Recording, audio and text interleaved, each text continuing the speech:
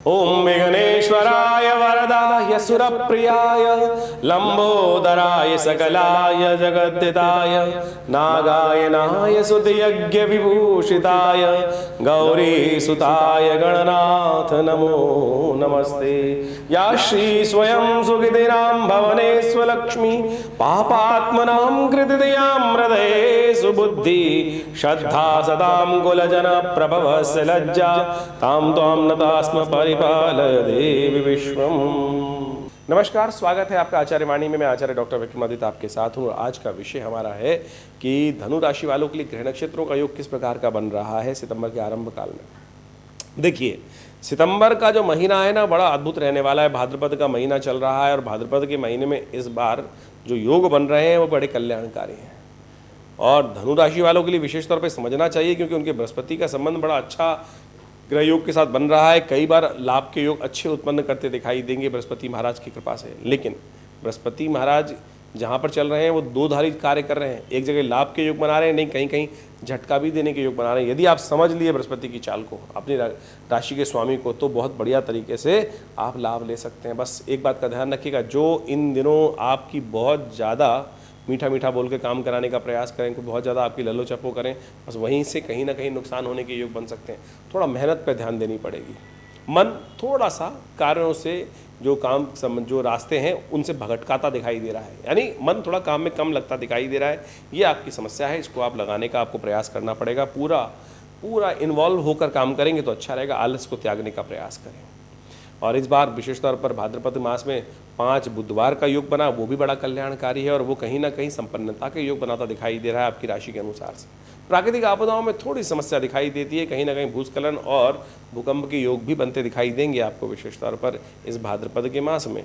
वहीं हम बात कर लेते हैं अब सिलसिलेवार तरीके से कि प्रतिपदा का जो 1 सितंबर का योग है, रविवार के दिन, वो क्या कहता है।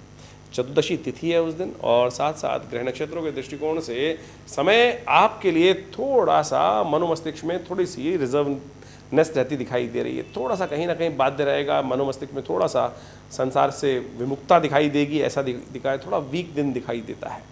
तो ऐसे में उसको ठीक करने के लिए सुबह सुबह भगवान सूर्य को अर्घ अवश्य दें। इन दिनों सूर्य आपके भाग्य में चल रहे हैं, रविवार का दिन है, सूर्य के द्वारा ही लाभ लेने का आपको प्रयास करना चाहिए। भद्रा रहेगी, करीब करीब शाम को 4:30 बजे तक, तो नए कार्यों को करने से बचना चाहिए। अश्लेषा और मघा नक्षत्र का योग है 1 और 2 तारीख को। तो जो जातक 1 तारीख को और 2 तारीख को जन्म ले रहे हैं, देख लीजिएगा कौन सा चरण बनता है, कब क्या बनता है, उसके हिसाब से उनकी मूल शांति अवश्य कराइएगा, तो ध्यान रखें। और जिनकी मूल शांति इस नक्षत्रों में, अश्लेषा और मघा नक्षत्र में जन्म होने के बाद नहीं हुई है, उनको अवश्य करा लेनी चाहिए। 27 दिन का जप करवा के जल्दी से उस कष्ट से निवृत्ति का योग बनाएं। 2 तारीख की यदि हम बात करें, सोमवार का अवसर, अमावस्या तिथि, सोमवती अमावस्या का योग बन गया है और ग्रह नक्षत्र के दृष्टिकोण से आपकी राशि में परिवर्तन का योग बना। सूर्य महाराज परिवर्तित होकर चले गए हैं भाग्य में, सूर्य के चंद्रमा महाराज परिवर्तित होकर सूर्य के साथ भाग्य में जाके विराजमान हो गए हैं। स्वग्रही सूर्य के साथ चंद्रमा भाग्य में बैठ जाए तो इससे बढ़िया क्या है। और पुण्य जगाने का अवसर है, सोमवती अमावस्या है, जो पांडवों के जीवन में एक बार भी नहीं आई थी। तो आप ऐसे शुभ योग में कोशिशें करें, अपने पितरों के निमित्त तर्पण, गंगा जल से स्नान, तीर्थ जल से स्नान, थोड़ा बहुत ब्राह्मण भोजन, गौग्रास, जरूरतमंदों की सेवा, ये करने से देखिए पितृदोष भी निवृत्त होगा, पितृ ऋण भी निकलेगा और साथ साथ आपके पुण्य भी उदय होंगे। आपके ग्रह नक्षत्रों के दृष्टिकोण से अच्छा योग बनता दिखाई दे रहा है। इसका लाभ पूरी तरह से आपको लेने का प्रयास करना चाहिए। ये समय आपके पूरी तरह से मनोमस्तिष्क में धर्म अच्छा रहेगा और धर्म के साथ कार्य करेंगे तो बहुत अच्छा। लेकिन ध्यान रखिएगा, दुर्जन थोड़े परेशान करने के योग लगातार बनाते रहेंगे, तो ऐसा ना हो कि विशेष तौर पर कोई आपकी सज्जनता का नाजायज़ फ़ायदा उठाने का प्रयास करें। 3 तारीख का अवसर मंगलवार और उस दिन भी अमावस्या का योग है। करीब करीब 3 घड़ी दिल्ली के आसपास बात करें, दिल्ली के अक्षांश पर, तो 3:20 करीब घड़ी पल के हिसाब से अमावस्या का योग रहेगा। तो मान लीजिए करीब करीब 1.25 घंटे के आसपास का ये जो भद्रा का योग है, ऐसे में विशेष तौर पर 1.5 घंटे के आसपास का योग बनेगा ये भद्रा का योग। ये जो अमावस्या का योग रहेगा इस दिन, तो अमावस्या जो है मंगलवार के दिन पड़ रही है और ये भी बड़ी कल्याणकारी है। और इन दिनों मंगल महाराज जी की आप ये योग देखें तो अननेसेसरी क्लैश के योग दे रहे हैं। मंगल जहाँ परिवर्तित होकर आए हैं, ये अननेसेसरी कुछ झगड़े आपके बढ़ाते दिखाई दे रहे हैं। तो मंगल को के दुष्प्रभाव को शांत करने की ज़रूरत है। आग में कूदने का काम ना करें, बेकार भिड़ंत काम ना करें, किसी दूसरों के झगड़े में ना फंसें। इस बात का विशेष तौर पर ध्यान रखते हुए कार्य करें। हमने आपको पहले भी इस बारे में अवगत कराने का प्रयास किया था। यदि आप मंगल की पूरी चाल को समझना चाहते हैं तो अलग से एक वीडियो बनाया था, जो करीब करीब हमने बताया था कि 26 अगस्त से लेकर 20 अक्टूबर तक क्या करने वाले हैं मंगल। तो उसमें जाके आप समझ सकते हैं, क्योंकि मंगल का उपाय बहुत ज़रूरी है लगातार करना, नहीं तो अननेसेसरी के दूसरों के झगड़ों में टाइम बर्बाद होता रहेगा। इस वक्त मंगल की लाभ लेने के लिए आपको हनुमान जी की उपासना करनी चाहिए और साथ साथ सुंदरकांड का पाठ भी कर सकते हैं, जो हमने विवेकानंद योगाश्रम में इस सुंदर योग अमावस्या और मंगलवार के शुभ योग पर भी रखा है। शाम को करीब करीब 6 बजे से लेकर 9 बजे तक बढ़िया कार्यक्रम रहेगा, आप उसमें अवश्य सम्मिलित हो सकते हैं। 4 तारीख की यदि हम बात करें, बुधवार का अवसर, और इस दिन भाद्रपद का शुक्ल पक्ष आरंभ हो रहा है और बड़ा अद्भुत योग बन रहा है। इस दिन चंद्रमा परिवर्तन करके जा रहे हैं, दशम भाव में बुध परिवर्तन करके जा रहे हैं आपके भाग्य में, और ये दोनों के दोनों परिवर्तन आपके लिए ओवरऑल पॉजिटिव चेंजेस लाने के योग बनाएंगे। एक तो लाभ के योग बनाएंगे, धन लाभ के योग बनाएंगे, सफलता के योग बनाएंगे, और साथ साथ ऐसे में विशेष तौर पर आपको एक और भी सुंदर योग बन रहा है इस दिन। ये भाद्रपद मास की प्रतिपदा और द्वितीया के दिन, द्वितीया का जो चांद होता है वो देखना कहा जाता है सबसे शुभ होता है। चंद्रमा ये शौर्य को बढ़ाता है, कीर्ति को बढ़ाता है, अशुभ को दूर करने का रास्ता बनाता है। इसलिए दूज के चांद का बहुत महत्व शास्त्र में कहा गया है। कहा जाता है शास्त्र के दृष्टिकोण से, भाद्रपद मास के दूज की चांद को जो देखते हैं, इस दिन प्रतिपदा आरंभ में है लेकिन शाम के समय द्वितीया आ जाएगी और उस दिन दूज का चांद जब उदय होगा तो कहा जाता है कि यदि उस चांद का दर्शन कर लें और माता पिता का आशीर्वाद, गुरुजन का आशीर्वाद, गौ पूजन कर लिया जाए तो इस चंद्र दर्शन के बाद तो चौथ के चांद को दर्शन करने का कलंक भी नहीं लगता, कीर्ति बढ़ती है और जीवन में शौर्य बढ़ने के योग बन जाते हैं, मन में शांति प्राप्ति के योग बन जाते हैं। तो इस दिन चांद दर्शन अवश्य करने का प्रयास करना चाहिए। अभी 2 दिन बाद चांद आने वाला है, चौथ का चांद, जिसको कहा जाता है कि चौथ का चांद कलंक लगाता है और जिसने भी देखा उस पर कलंक ही लगा, क्योंकि भगवान गणेश का स्वयं श्राप है ऐसा कि जो चांद का दर्शन कर लेगा चौथ के चांद का तो उसको विशेष तौर पर, क्योंकि चांद को तो हमेशा ही कलंकित बना दिया था, जब चंद्रमा ने विशेष तौर पर भगवान गणेश का मजाक बनाया तब कहा जाता है कि भगवान गणेश ने क्रुद्ध होकर कि मेरे स्वरूप पर तेरे को जो है तुम मजाक कर रहे हो, हास्य उड़ा रहे हो, तो इसलिए तुम्हारा दर्शन जो भी करेगा, तुम अपने सौंदर्य पर बड़ी अभिमान करते हो, तुम्हारा दर्शन जो कर लेगा उस पर कलंक लग जाएगा। तब चंद्रमा बड़े परेशान हुए और उन्होंने भगवान से क्षमा मांगी। तब वो पूरे कलंक को 365 दिन से हटाकर, पूरे वर्ष से हटाकर, हमेशा से हटाकर केवल वर्ष में 1 दिन के लिए न्यूनतम कर दिया उस दोष के युग को। तो साथ साथ इसलिए चौथ का चांद त्याग देना चाहिए। तो इसके हम बता रहे हैं आपको, उस चौथ के चांद का दर्शन यदि गलती से हो भी जाए तो यदि दूज के चांद को देख लेंगे तो दोष बच जाएगा। इस बात का ध्यान रखते हुए कार्य कीजिएगा। पहले ही बता देते हैं इस दिन देखना बहुत शुभ रहेगा, क्योंकि पता नहीं कब गेट खोला, कभी देखा इधर उधर और शाम के सामने चौथ का चांद का दर्शन कई बार हो जाता है और फिर जो देखता है, भगवान कृष्ण ने भी देखा था, उनको भी कलंक लग गया था। बात कर लेते हैं 5 तारीख की, बृहस्पतिवार का अवसर, द्वितीया तिथि, और उस दिन ग्रह नक्षत्रों का प्रभाव आपके लिए बड़ा सुंदर है। आगे बढ़ने के योग बनते दिखाई दे रहे हैं। कार्यों में पूर्णतः आपके कर्म के अनुसार से, आपकी मेहनत के अनुसार से आपको लाभ मिलने के योग बढ़िया तरह से बनते दिखाई दे रहे हैं। बृहस्पतिवार का अवसर है, केले का दान कीजिए, ब्राह्मणों का, गुरुजन का आशीर्वाद दीजिए, सबसे शुभ होने के योग बनेंगे। 6 तारीख का अवसर, शुक्रवार का दिन, और साथ साथ तृतीया तिथि है और ग्रह नक्षत्रों में परिवर्तन का योग तो बन ही रहा है, लेकिन इसके साथ साथ आपके लिए समय बड़ा पॉजिटिव दिखाई देता है। बृहस्पति की पूर्ण दृष्टि चंद्रमा पर विराजित है, शुक्र के साथ वहाँ पर सुंदर योग बनता दिखाई दे रहा है और ये आपके लिए कल्याणकारी योग बनता दिखाई दे रहा है।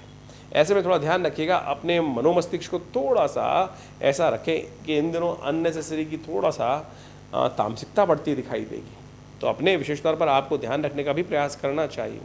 ग्रह नक्षत्र आज इस योग की बात करें तो बड़ा सुंदर बन रहा है। वराह जयंती है इस दिन, तो कोशिश करें वराह जयंती के दिन भगवान विष्णु का सुंदर पूजन करना चाहिए, क्योंकि आने वाले समय में ग्रह नक्षत्रों का प्रभाव बृहस्पति इन दिनों जहाँ चल रहे हैं वो थोड़े रोग कारक हैं, आपके लिए रोग का योग बनाते दिखाई दे रहे हैं। तो ऐसे में आदि व्याधि को दूर करने के लिए वराह जयंती के दिन भगवान शालिग्राम जी का पूजन करके उनका चरणामृत ग्रहण करें। एक मंत्र कहा जाता है उस समय, अकाल मृत्युहरणम सर्वव्याधि विनाशनम विष्णु पादोत्कम पित्वा पुनर्जन्म न विद्यते। तो यदि अब बड़ी श्रद्धा के साथ भगवान का गंगा जल से, तुलसी दल से, चंदन से, कपूर से और इन सब सामग्रियों को मिलाकर भगवान का अभिषेक करके फिर चरणामृत शुद्ध वाक्य के साथ ले लिया जाए तो जो कहा गया है इस मंत्र के अंदर वो बिल्कुल फलीभूत होता है, शास्त्र में वर्णित है, गलत नहीं है। 7 तारीख की यदि हम बात करें, बड़ा अद्भुत दिवस है, शनिवार और चतुर्थी का योग बन रहा है। गणेश चतुर्थी बड़े सुंदर तरीके से बनी हुई है और इन दिनों शनि महाराज भी आपकी राशि के अनुसार से बड़े सुंदर हैं, पुरुषार्थ वाले स्थान में बैठे हैं, लेकिन वक्री हैं। यदि गणेश चतुर्थी के दिन गणेश जी का आशीर्वाद ले लिया जाए तो ये भी बढ़िया हो जाएंगे आपके, क्योंकि शनि का संबंध गणेश जी के साथ भी बहुत विचित्र प्रकार से है। तो ऐसे गणेश जी का विशेष तौर पर कहा जाता है कि शनि के कारण ही गणेश जी पर इस प्रकार का गर्दन पे जो आघात हुआ, जो भगवान का स्वरूप बदलना पड़ा, शनि की दृष्टि के कारण ही बनना पड़ा था। और शनि बड़े उस बारे में चिंतित रहते हैं। कहा जाता है इसी कारण से जो गणेश जी को सिंदूर चढ़ाते हैं उन पर शनि अनुकूल हो जाते हैं, शनि उनको कष्ट नहीं देते हैं। तो इस गणेश चतुर्थी के दिन ये उपाय भी आप कर सकते हैं, आपके लिए अच्छा रहेगा। कलंक चतुर्थी भी है, जो हमने अभी कथा थोड़ी देर पहले भी आपको बताई कि इस दिन भगवान कृष्ण ने भी चंद्र को दर्शन कर लिया था, उनके ऊपर कलंक लग गया। तो इस बात का ध्यान रखना चाहिए कि आपको भी विशेष तौर पर इस दिन चंद्र दर्शन नहीं करना है, लेकिन गलती से फिर भी देख लिया तो फिर हम एक कथा सुनाने जा रहे हैं आपको, समझ लीजिए। उसको सुनने के बाद रात्रि में सुन लीजिएगा। अगर बाई चांस गलती से दर्शन हो गए तो उससे आपकी कलंक से निवृत्ति हो जाएगी। तो भारतीय संस्कृति में आप समझें कि जितनी भी बातें वर्णित की गई हैं वो कहीं ना कहीं पौराणिक मतों से उसको जोड़ने का प्रयास किया गया और पौराणिक मत के अनुसार से उस कथा का बड़ा वैज्ञानिक महत्व भी है। अब भगवान कृष्ण ने भी चौथ के चांद को देखा था, उन पर भी एक चोरी का दोष लगा, जो कथा बड़ी प्रचलित है शास्त्र के अनुसार से। और कहा जाता है इसका बड़ा महत्व इसलिए है कि हम सब लोग भी जीवन में रहते हैं और हम सब लोग भी कई बार गलती से उस चांद के दर्शन हो जाते हैं, चौथ के चांद के दर्शन।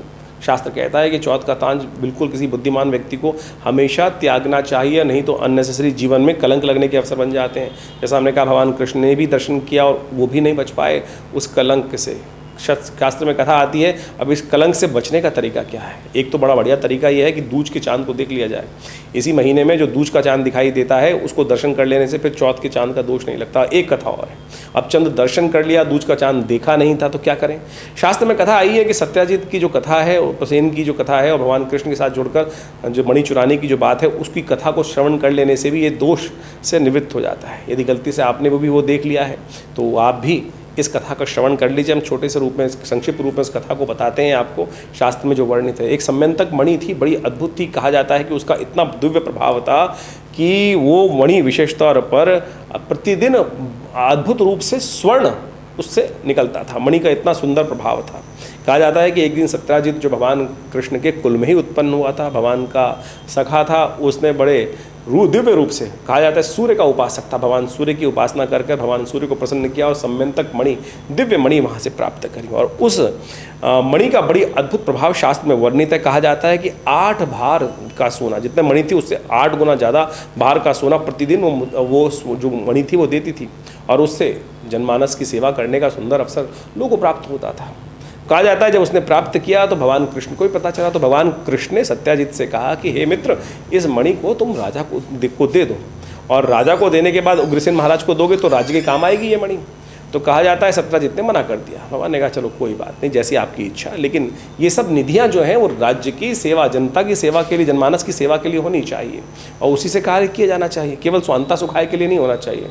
कहा जाता है कि एक दिन सत्याजित का जो भाई था, सत्याजित जो जिसको कहा जाता है, जिसका नाम प्रसेन था, वो एक दिन मणि को गले में लटका कर वन में चला गया और कहा जाता है आखेट के दृष्टिकोण से, और उस मणि के कारण से कहा जाता है कि वो सिंह से साथ कहीं रास्ते में शेर मिला और शेर उस प्रसेन को खा गया।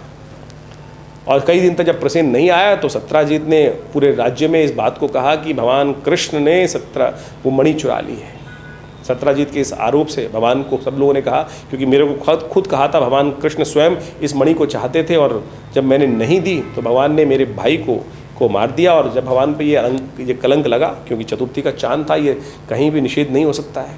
आपके जीवन में भी कई बार घटना घट जाती है, आपने कुछ किया नहीं है फिर भी इस प्रकार की कुछ ना कुछ योग बन जाते हैं कि जो आपने कहीं ना कहीं गलती से कई बार चांद देख लेते हैं। तो ये तो उसमें उन सब कलंकों में से एक प्रभाव है, तो उस पर आपकी मिथ्या दोषारोपण हो जाता है। भगवान कृष्ण वन में जाते हैं, देखते हैं क्या क्या हुआ, जहाँ जहाँ वो सत्याजित के पैरों के चिन्ह थे उसको ढूंढते हुए वहाँ उस जगह पर पहुँचते हैं और देखते हैं वहाँ पास में ही एक सिंह मरा हुआ है और पास में देखते हैं कि एक गुफा भी है और वहाँ पर प्रकाश आ रहा है और वहीं भालू के बच्चे खेल रहे हैं।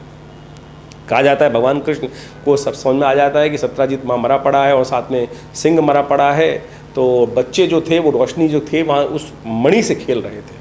भगवान कृष्ण जब गुफा में प्रवेश करते हैं तो वहाँ पर जामवंत उपस्थित होते हैं। जामवंत भगवान को पहचान नहीं पाते, कई दिन तक भगवान का युद्ध चलता है और उसके बाद जब जामवंत भगवान को पहचानते हैं और हार जाते हैं जामवंत भगवान से, तब कहा जाता है कि अपनी पुत्री का विवाह भी भगवान को समर्पित कर देते हैं और मणि भी दे देते हैं भगवान को। वो मणि लाकर वापस वो सत्राजित को देते हैं और पूरा आख्यान बताते हैं कि किस प्रकार से प्रसेन को सिंह खा गया और सिंह को जामवंत ने मार दिया।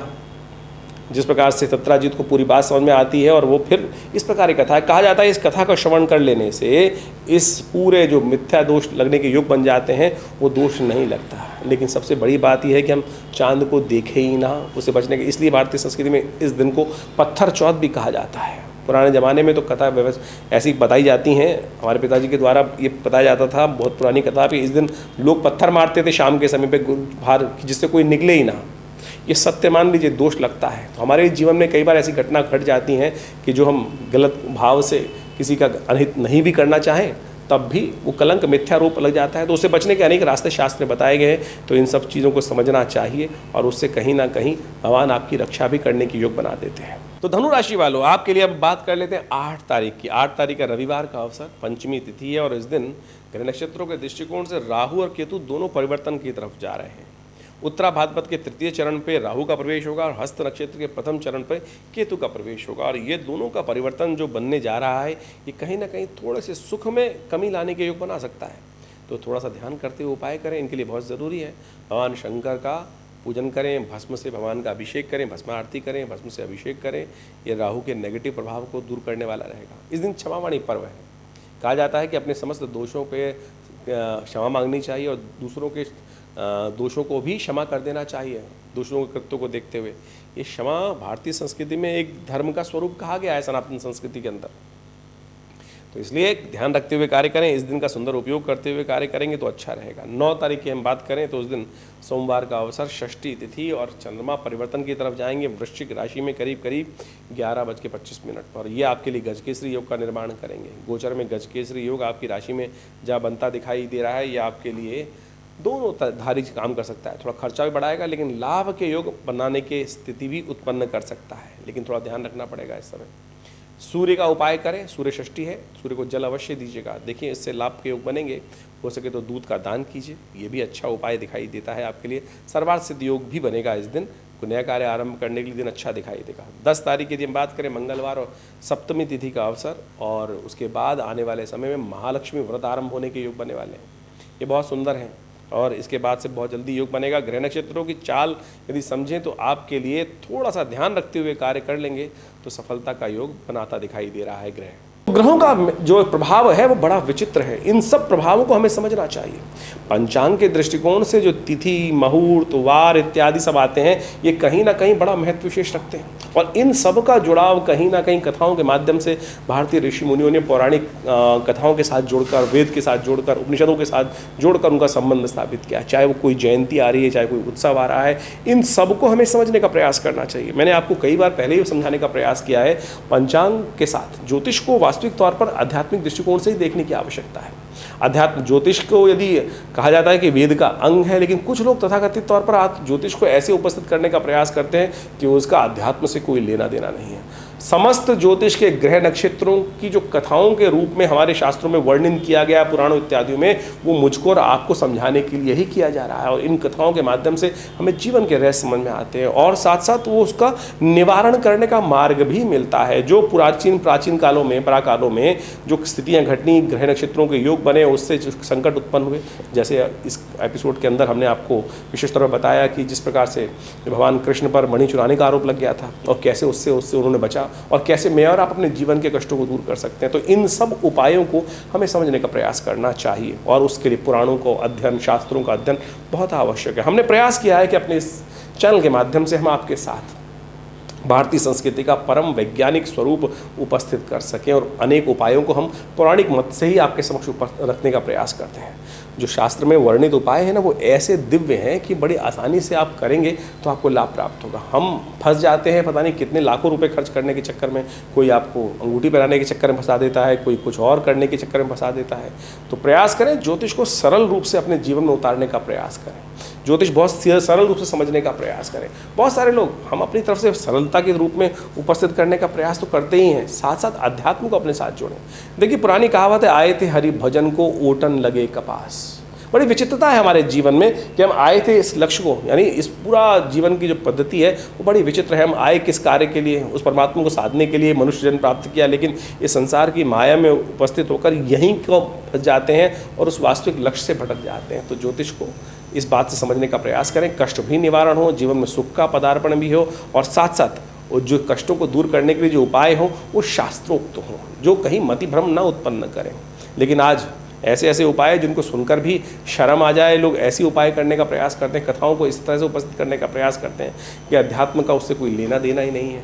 तो हम अपने इस आश्रम के माध्यम से, अपने विवेकानंद योगाश्रम के माध्यम से आपके समक्ष इन ज्योतिष की विभिन्न विधाओं को आपके समक्ष उपस्थित करने का जो प्रयास करें, उन सबको आप समझेंगे तो अच्छा रहेगा। दिल्ली में विवेकानंद योगाश्रम के माध्यम से ये सब विभिन्न कार्यक्रम समय समय पर चलते रहते हैं, और अभी आने वाले समय में महालक्ष्मी व्रत आरंभ हो रहे हैं। ये महालक्ष्मी व्रत अद्भुत हैं। उनको यदि जीवन में कोई चमत्कार देखना चाहता है तो इन महालक्ष्मी व्रतों को, जो अगले हम अपने एपिसोड के माध्यम से आपके समक्ष रखेंगे, उन विधानों को समझकर यदि आपने महालक्ष्मी के उस व्रत को विधि रूप से कर मुख्य मंत्र जप करके कर लिया, तो आप समझिएगा जीवन में अद्भुत रूप से कल्याण का अवसर, आपके कष्टों को दूर करने का सुंदर अवसर आपको प्राप्त हो सकता है। मुहूर्त पंचांग जो बताता है ना, वो मुहूर्त बताता है, और मेरे अनुसार से हम इसको ऐसे समझ सकते हैं कि ये मुहूर्त जो है वो विशेष तौर पर आपके कष्टों को निवारण करने का, पुण्यों को उदय करने का वो एक सरल मार्ग है, जिसमें जो आप कर्म करोगे उसका कई गुना अधिक प्रभाव आपके जीवन में उत्पन्न हो जाएगा। और यदि हमने कष्टों को बहुत जल्दी भगाने के लिए, जो अपने जीवन के संघर्षों को दूर करने के लिए रास्ता उस मुहूर्त के अनुसार से, पंचांग के दृष्टिकोण से, ज्योतिष के विज्ञान को समझते हुए अपना लिया, तो आप समझ लें जीवन के कष्ट बहुत जल्दी से दूर हो सकते हैं। बहुत जल्दी से कष्टों को दूर करने के लिए हम इस विधान को आपके समक्ष समय समय पर उपस्थित करते रहते हैं। और ये विवेकानंद योगाश्रम तो लगातार आप सबके लिए विभिन्न कार्य कर ही रहा है। नित्य प्रति 8 घंटे यज्ञ होता है आश्रम पर, विभिन्न समय पर विभिन्न उत्सव मनाए जाते हैं, सुंदरकांड का कार्यक्रम समय समय पर चलते रहते हैं, कथाओं के माध्यम से चलते रहते हैं, और अभी श्राद्ध भी आएंगे। उन श्राद्धों के अवसर पर आप अपने पितरों से के कष्टों से निवृत्त करने के लिए, पितरों के निमित्त अपने दायित्व को निर्वाह करने के लिए विभिन्न यज्ञ इत्यादि, विभिन्न आपके जीवन में जन्मोत्सव चल रहा है, कुछ और कार्यक्रम चल रहे हैं, उन सब की सेवाओं के लिए भी विभिन्न पुण्य कार्य आश्रम के साथ जुड़कर कर सकते हैं। और आश्रम के संपर्क के नंबर्स जो नीचे दिए गए हैं उन सब पर जुड़कर आप हर रविवार को होने वाले यज्ञ में भी आश्रम में पधार सकते हैं, जो सुबह करीब करीब 8 बजे से लेकर करीब 10 बजे तक भंडारे के साथ चलता है। आशा करते हैं आप सब आश्रम के साथ जुड़कर अपने जीवन में आगे बढ़ने का सुंदर प्रयास करेंगे। धन्यवाद, नमस्कार।